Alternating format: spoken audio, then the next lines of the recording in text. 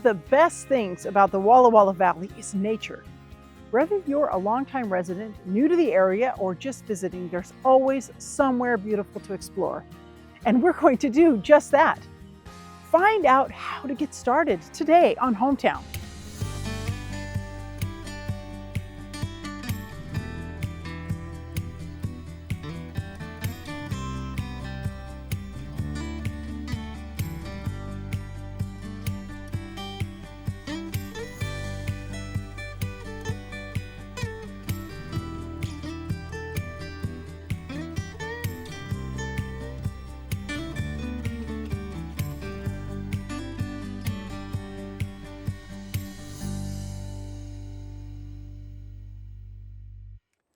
Are you someone who enjoys nature up close and personal? Or do you prefer observing it from a comfortable seat behind the wheel? Either way, there's no question we live in an incredibly scenic and beautiful part of the world. From high desert and mountain peaks to big rivers and bustling forests, there are incredible places to stop, explore, and soak in the natural world. John Muir was an early advocate for wilderness preservation. Today, he's widely known as the father of our national parks and once wrote, "Into the forest I go to lose my mind and find my soul." He was so right. Sometimes I get so caught up in the things of the mind that I disconnect from the things that renew my heart. We often overlook the importance of taking time to wander off the beaten path, but not today. Let's go wandering, an essential ingredient in the remarkable story of us. Okay, Black Snake Ridge Road. Is this the spot? Yes, we are here on Black Snake Ridge Road. So good to see you, Eliana, this morning. See you too. So tell me, how did you, what's one of your earliest memories hiking? Wow. Well, I know that my parents down in California used to take us on Sabbath afternoons to a place called Descanso Gardens. And we would walk around there, and I remember taking a nature class out there as well. So, No way. yeah, I was like 7 or 8 years old. And you and your siblings would go out there? Yeah, we'd learn the names of plants and flowers and things like that. That's awesome. Yeah. So that's your initiation.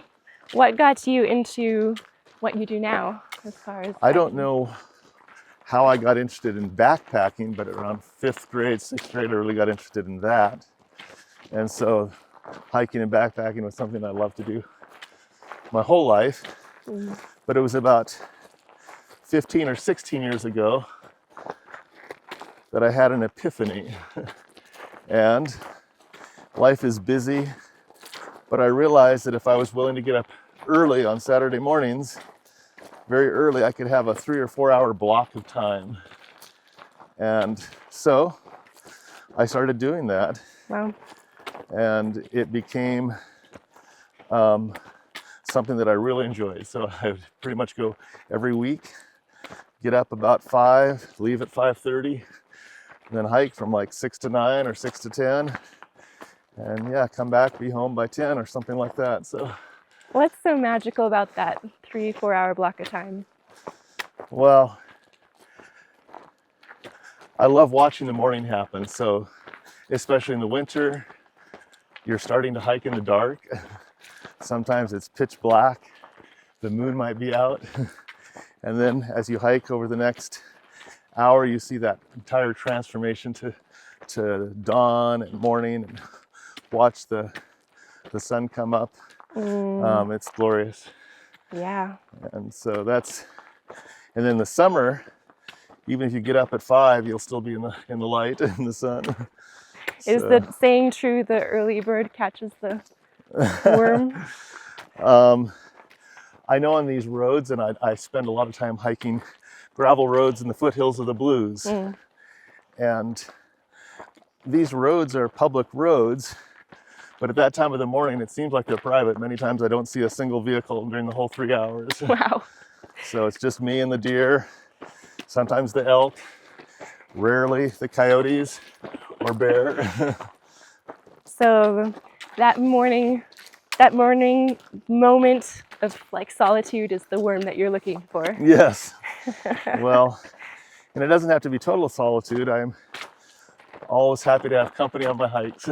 Do tell me more about that. My dad loves to get your morning emails and go out occasionally with you. I know you are like the one who puts together a lot of group activities. Do you have a regular time? And So it all developed somewhat organically, like I was talking about 16 years ago, and I would invite a few friends, I'd send them an email, and that email list now is turned into a list that has like 200 people on it. So anyone's welcome to be on my email list. And usually, typically a day before a hike, they would get an email saying which road I'm going to hike on and what time I'm going to leave. okay. Even though there are a lot of people on the list, I would say an average morning is 2 or 3 hikers.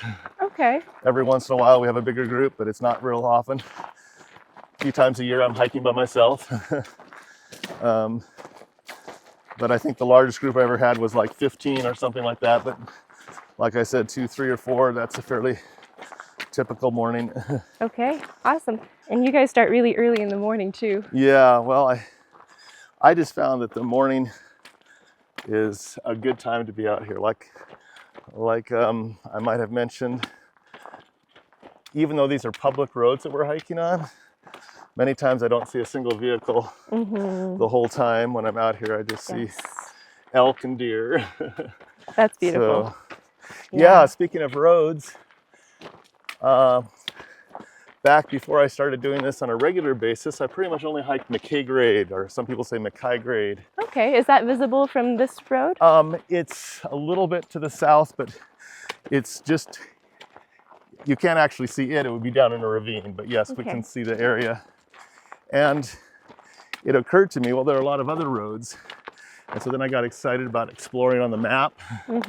And so within the next 5 to 10 years after that, I pretty much hiked every gravel road between Pendleton and Dayton, in fact, beyond Dayton. No way. Yeah, and it just became fun to explore each road and each adventure. And sometimes you'd meet funny people, but most of the time it was totally fine. I love that. So you were certainly somewhat of an expert on the trails in and around Walla Walla Valley. So I would say I'm an expert on the gravel roads in the Blue Mountains. I love that. And sometimes we go on actual trails. For example, at Mill Creek, there are a lot of wonderful trails. Indian Ridge Trail. Okay. And there's some other connected trails there that are also really nice. I'm going to have to check that out. Not too far a drive from Walla Walla. Okay. So now, having recruited people on your morning adventures for the last 16 years, you must be somewhat of an expert of getting people who are on the fence to take the leap. What would you tell people? Like, why hike? What's the draw? Wow, there's so many things to say.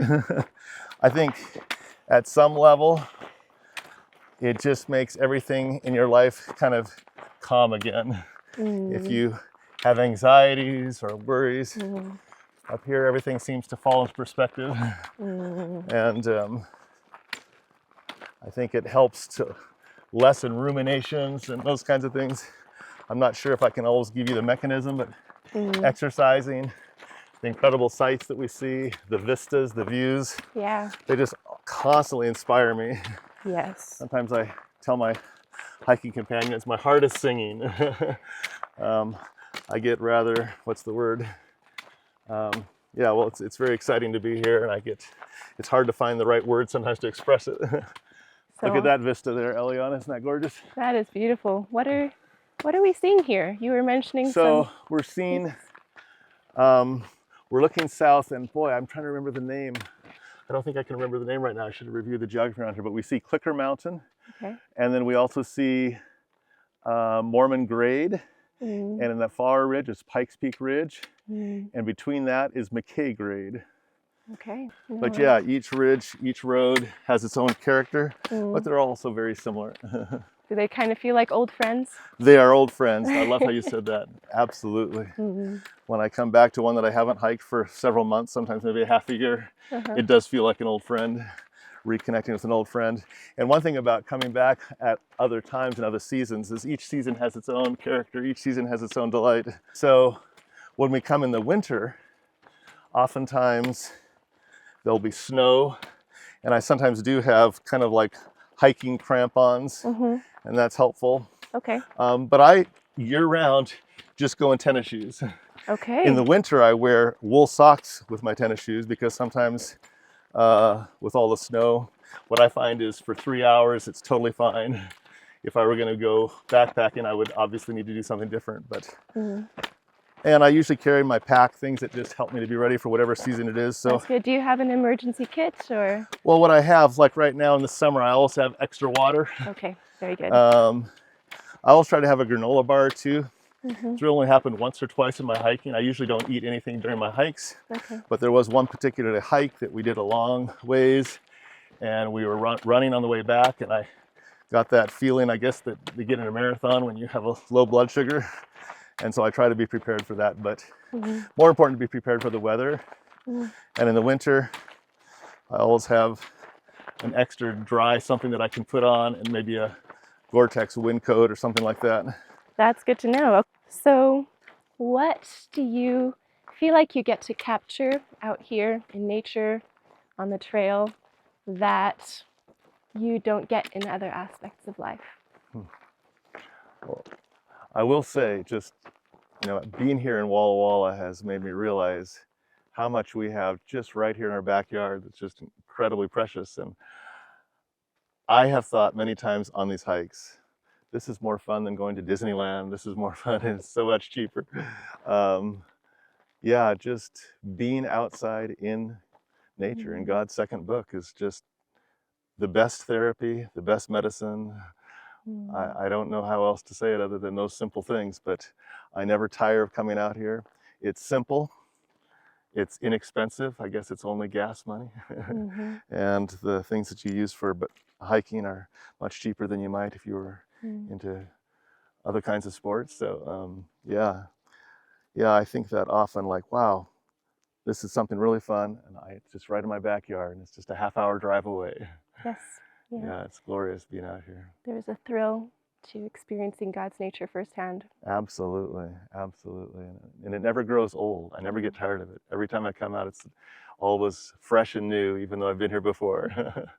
It's just glorious. So that's beautiful. And when I come back at the end of the day, at the end of the hike, the rest of the day just seems to go so much better. There's just a vitality and an aliveness and a connection that I have to the rest of the day that I think is based on being out here in nature. All right. Thank you so much for inviting me out here and helping me capture a little bit of the magic of what you get to experience. Let's go hiking again. It's just a treat to hike with you, Eliana, and with everyone else. I love sharing hikes with everybody. We will catch you on the next hike out in the Blue Mountains. I hope so. Andy, I'm glad that you're taking a few minutes to chat with me today because we have some amazing natural resource areas here in the Walla Walla Valley and up in the mountains beyond. What kind of places are accessible for people? It's a great question. So right outside of town, we have the Walla Walla Ranger District. So that's part of the Umatilla National Forest. So the whole national forest spans between Washington and Oregon. It's about 1.4 million acres. Whew. So it's really big. I mean, that's like, for reference, about twice the size of Yosemite National Park. Yes. So yeah, it's a large national forest. It's sort of long and spread out, but that's spread among 4 ranger districts. And the Walla Walla district is sort of the second to most northern. So we are basically in the Blue Mountains from around Dayton down to about Interstate 84. So the landscape that's closest to town here. So within that, we have some really popular recreation sites like Jubilee Lake. Yeah, that was the first one that popped in my mind. Absolutely. I mean, Jubilee Lake is the most popular recreation site on the forest. It's nice. It is. Really It is great. And people love going up there. There's a popular day use area. There's a large campground where you can reserve sites ahead of time, which is really nice. But then we also, in the winter, we have Blue Wood Ski Area, which is also really popular. Also really popular and doing great things, and that's on the Ranger District. We have the North Fork Umatilla Wilderness Area, which is a more sort of primitive place to go recreate, and I can talk about that a little bit more. Sure. But we have a lot out there for people who want to do all sorts of things in nature. Yeah, talk about those a little bit more primitive spaces like you were referring to. Sure. Well, I mean, that's sort of, if you're thinking of Jubilee Lake as, the most accessible, developed, easy to get to sort of spot where there are going to be lots of other people probably, at least on a summer weekend. Yes. A place like the North Fork Umatilla Wilderness or the Wenaha Cannon Wilderness, which is on the Pomeroy District to the north. Those are going to have probably more rugged trails, less people. The idea of wilderness is that really humans are a visitor to that landscape, but don't remain there. And so, there might be creek crossings or river crossings that don't have bridges. There might be trees that are down over the trail. There might be some challenges in a more primitive way that are exciting for people who are up for that challenge, for sure. But you probably want to know what you're getting into before you go out for a long day. Yeah, you do. My husband and I did some bike camp a long time ago. We were doing some backpack bike camping. Okay. And we went down to the Ranger District. We found the trails and everything. We knew where we wanted to go, but we didn't think about what might have happened over winter. And this was fairly early June. And when we got on that trail, there were so many trees down on the trail. So yes, that can happen. Yes, it absolutely can happen. Yeah. And, we do the best that we can to maintain the trails. But, sometimes this has been a particularly rough winter. One big storm event can dump dozens of trees down potentially, and that takes a long time to clean up. So, sure, it happens. But it was still really fun, and we were kind of rugged camping out there, which was enjoyable. So, talk about some of the ways that people do use this wilderness. Sure. Obviously, hiking, camping. Yep. So, in a wilderness area, it's primitive modes of transportation only, or travel only, I should say. So really, hiking and horseback riding. Yes. Motorized and mechanized devices are not allowed, so there's no mountain biking, there's no dirt bikes or other OHVs, in the designated wilderness area. So that sort of adds to the mystique of some of those places where you really do feel like you're going to be out away from it all a little bit more. You're disconnected from regular life. Yeah. Kind of exciting, huh? Yeah.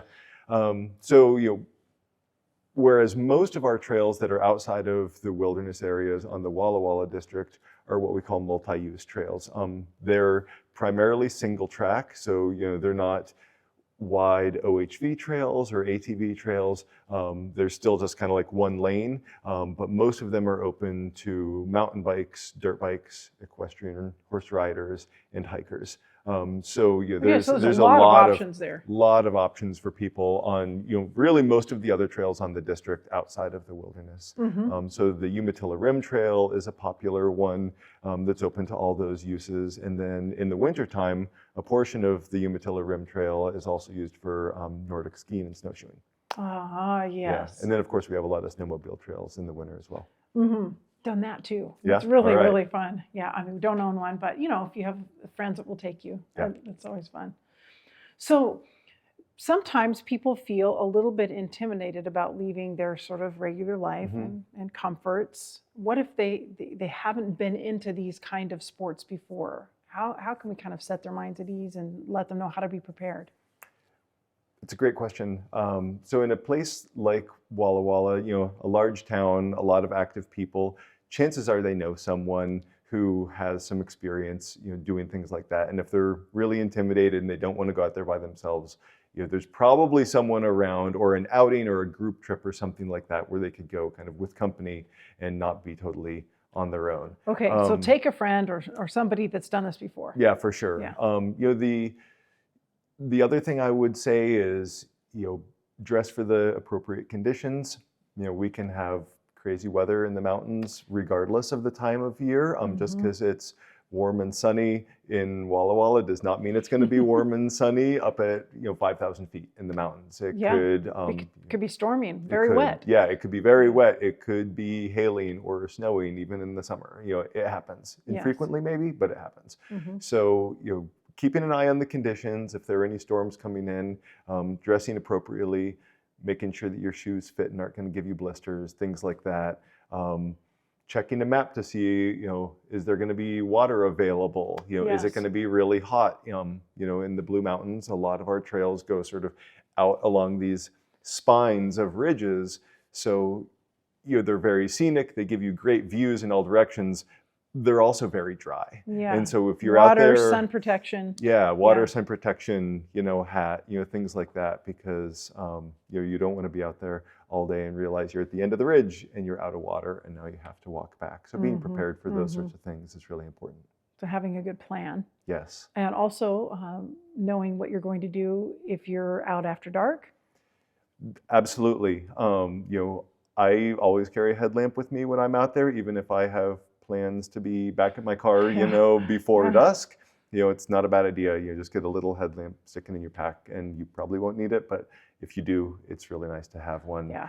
And then, especially if you're going out by yourself, always letting someone know where you're going. So in case you are overdue, there's someone who knows what you're getting up to, and you don't have to wait until you miss your shift on Monday or something before someone comes to look for you. Someone can come and look. Yeah, for sure. So lots of fun stuff to do. Yeah. What do you enjoy most about the wilderness?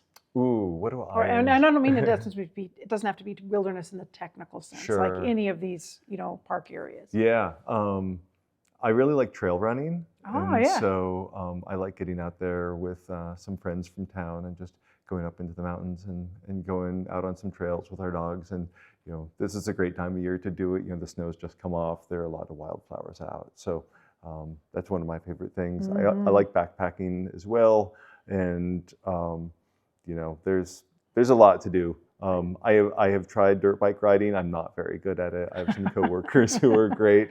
That's not me. So, I have never ridden my dirt bike on any of our trails, but I'm glad that folks out there enjoying it. You're more likely to be on foot. I am much more likely to be on foot. Yeah. We have some pretty challenging trails. I mean, there are people who come from all around to ride their dirt bikes on our trails because they're scenic, they're challenging, they get you to some cool places. But most of them, for people who are on dirt bikes, are they're not like beginner level trails. Yeah.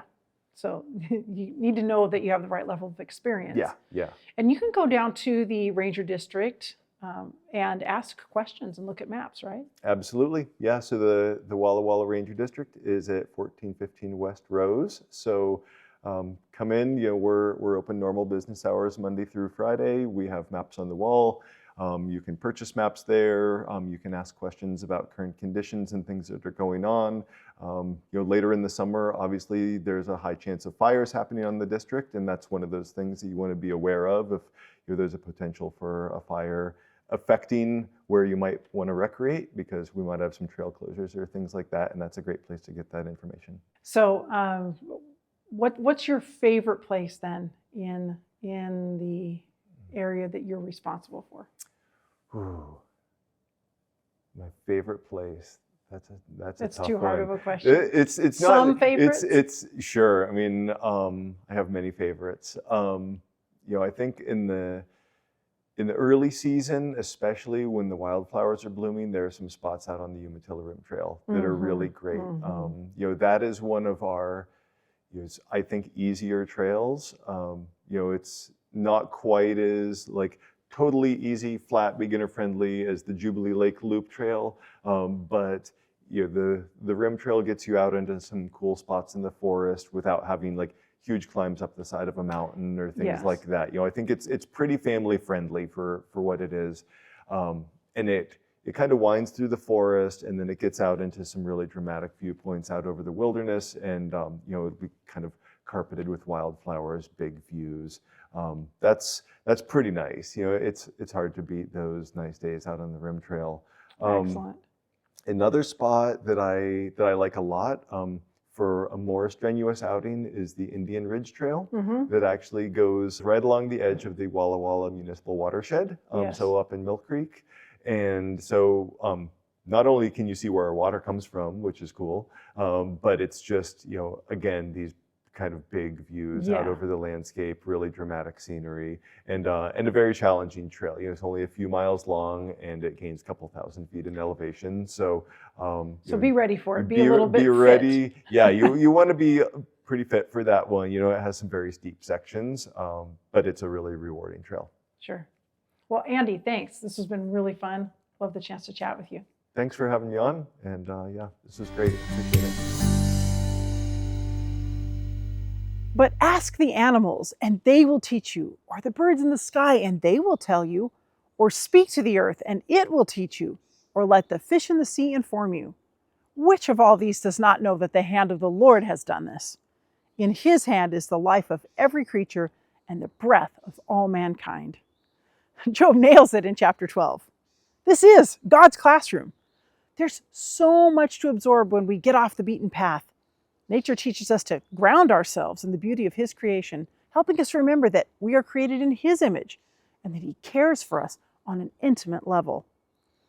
I feel such gratitude for the natural beauty we enjoy in this region, the fresh air, the beautiful seasons, nooks and crannies just waiting to be discovered. Whether you're a driver, rider, walker, hiker, or mountain climber, you will always find a beautiful place to explore and find your soul. Let's go! See you next week on Hometown.